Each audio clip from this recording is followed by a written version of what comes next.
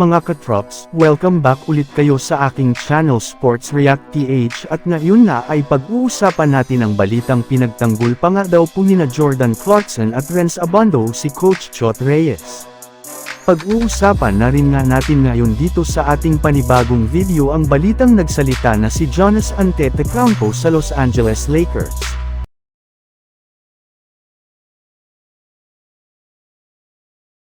Bumaha nga mga katrops, ang ginawang pambabatikos ng mga Pinoy fans kay Chot Reyes sa social media matapos matalo ang Gilas Pilipinas sa kanilang huling game ng group stage ng FIBA World Cup kontra sa Italy gayong dahil nga dito ay bumagsak na nga sa 0-3 ang kanilang record.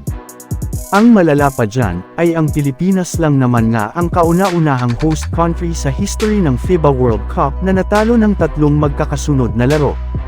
Kaya di na nga napigilan pa ng mga fans na sisihin at batikusan si Coach Chot Reyes pagkatapos ng kanilang mga pagkatalo. At karamihan nga sa kanila ay sinabing mag-resign na siya sa kanyang posisyon.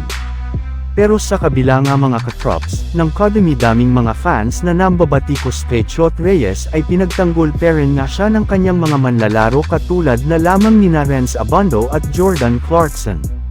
Ayun nga sa naging pahayag ni Jordan Clarkson sa harap mismo ng media, napaka-weird nga daw po para sa kanya ang ginagawang pambabatikos ng mga Pinoy fans sa kanilang head coach na si Chot Reyes especially since tayo ang host at home country.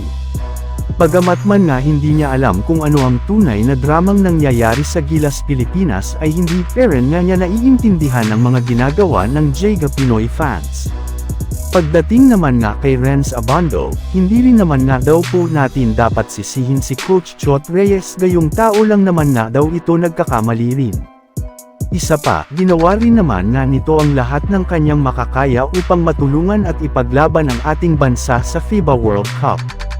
Kaya dapat na lamang nga daw po nating suportuhan si Coach Chot Reyes sa kanyang mga ginagawa para sa Gilas Pilipinas. Samantala pumunta naman tayo sa ating sunod na pag-uusapan ngayon sa balitang nagsalita na si Giannis Antetokounmpo sa Los Angeles Lakers. Kasunod lamang nga nang kumalat ang trade rumors kay Giannis Antetokounmpo sa loob ng NBA ay agad rin naman nga itong nagsalita.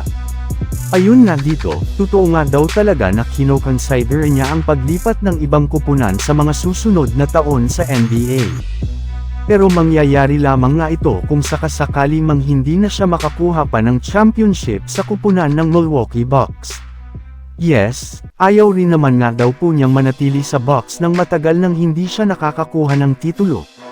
Kaya kapag nangyari nga iyan ay sigurado nga daw po nalilipat siya sa ibang contender katulad na lamang ng Los Angeles Lakers na isa rin naman sa mga gusto niyang sunod na paglaruan dahil sa napakalaki nitong market sa NBA. Yes, tama nga ang inyong narinig. Tunay nga talaga na interesado si Giannis sa Los Angeles Lakers, isang magandang balita rin naman para sa kanilang mga fans. So yun lang nga mga katrops ang handog ko sa inyong storya ngayong araw. Sana nag-enjoy kayo. Please like and subscribe my YouTube channel Sports React PH para sa iba pang storya at update patungkol sa NBA. Kita-kits muli sa ating susunod na video.